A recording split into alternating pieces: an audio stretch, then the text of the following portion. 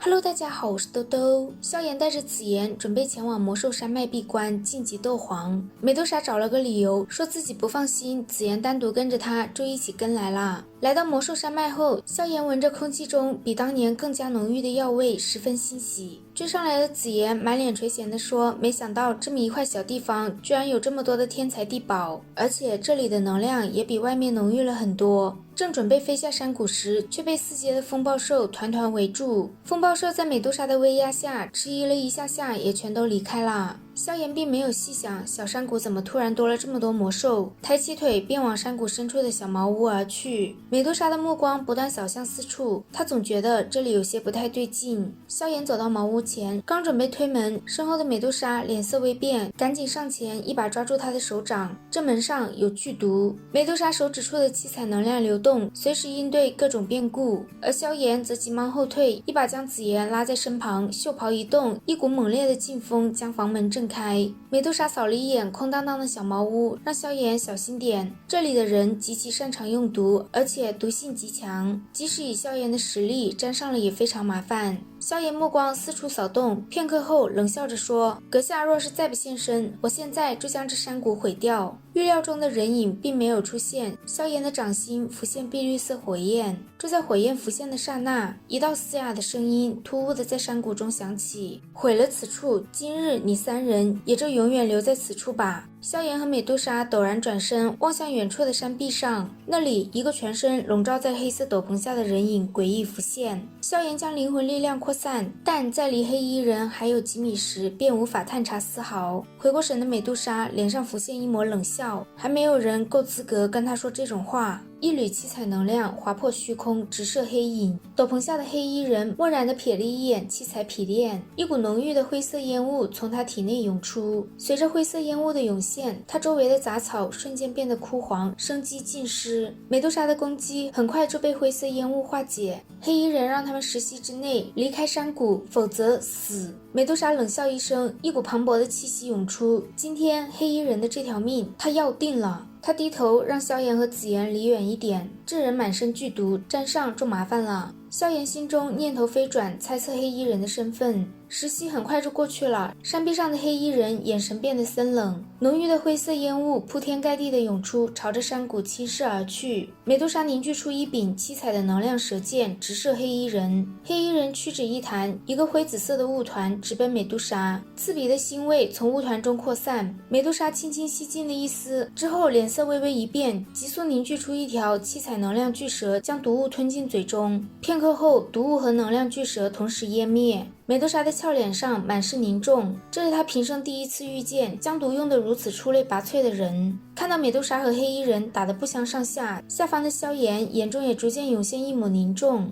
紫妍手捂着额头，这个家伙好强，居然能和彩玲姐打这么久，而且他身上的味道闻了后头真晕。听到紫妍的话，萧炎使劲一嗅，惊骇地发现空气中有一丝极淡的异味。萧炎脸色阴沉地从纳戒中取出一枚丹药，塞进紫妍的嘴里，让她暂时不要再呼吸。这毒太厉害了，吸多了怕是连命都要丢在这里。再让黑衣人继续散发毒气，山谷里所有的生物怕是都会被毒死。萧炎召唤出自己的异火，再用高温将异味消散后，他嘱咐紫妍待在这里不要乱动，之后便冲向上空，加入美杜莎和黑衣人的战场。黑衣人看到萧炎那张脸，眼神微微一怔，紧接着便浮现一抹挣扎。片刻后，眼神再度变得冷漠，让他们离开此地。萧炎自报姓名，说这里是当年他和一位好友一起找到的。听到萧炎和好友等词语，斗篷下的目光再度出现闪烁，灰色烟雾也稍稍减弱了一点。美杜莎眼中杀意浓郁，跟他废话什么？这毒物虽然诡异，可本王要杀他也并不难。萧炎就当没听到，再度看向突然变得有些奇怪的黑衣人，他拱了拱手，客气地问：“不知阁下名讳？”斗篷下的目光径直望向萧炎的脸，片刻后，他闭上眼睛，身形缓缓向后退去。黑衣人逐渐退出山谷时，身形一顿，手掌一扬，一个玉瓶飞向萧炎。丢出玉瓶后，黑衣人嘶哑着声音说：“他们两人实力强悍，或许不惧毒物，但下方那个小女孩却是不行，这是能解她体内之毒的解药。”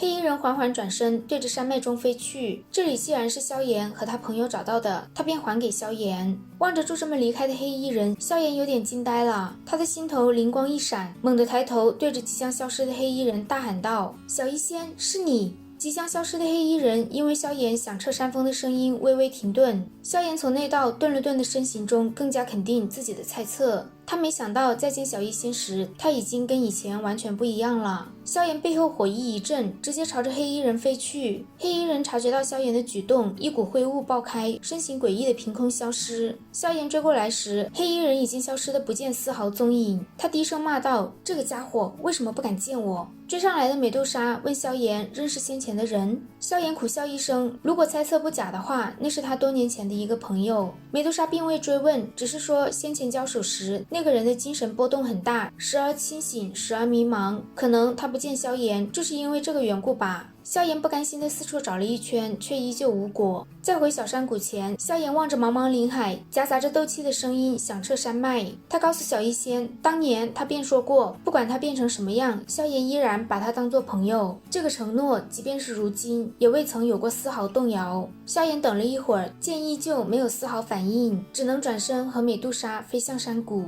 黑衣人躲在一处山峰上，目送萧炎回到山谷后，他的眼中出现些许茫然。片刻后，埋藏在记忆深处的一幕幕悄然升腾。他低声呢喃着萧炎的名字，苍白的手掌缓缓掀开头顶的斗篷，一张苍白又略显消瘦的脸颊出现。小医仙的脸依稀还有着当年的一些轮廓，但却不再有当年那暖心的笑容和空灵的气质。现在的他看上去妖异中透着丝丝冷漠无情。小医仙的脸上浮现一抹回忆和苦涩，他每年都会来这里待上半个月，没想到会再次遇见萧炎，以后他也不会再来啦。他希望在萧炎的心中永远的保存着那个善良的小医仙，而非如今这个手中沾满无数血腥的毒女。他不希望再碰见萧炎，毕竟他的命运便是如此，在恶难中生，在恶难中终结。小医仙最后一次看向山谷，随即戴上斗篷，不再留恋，转身离开。好啦，今天的视频豆豆就讲到这里啦。如果喜欢豆豆的视频，欢迎点击订阅关注，我们下期再见，拜拜。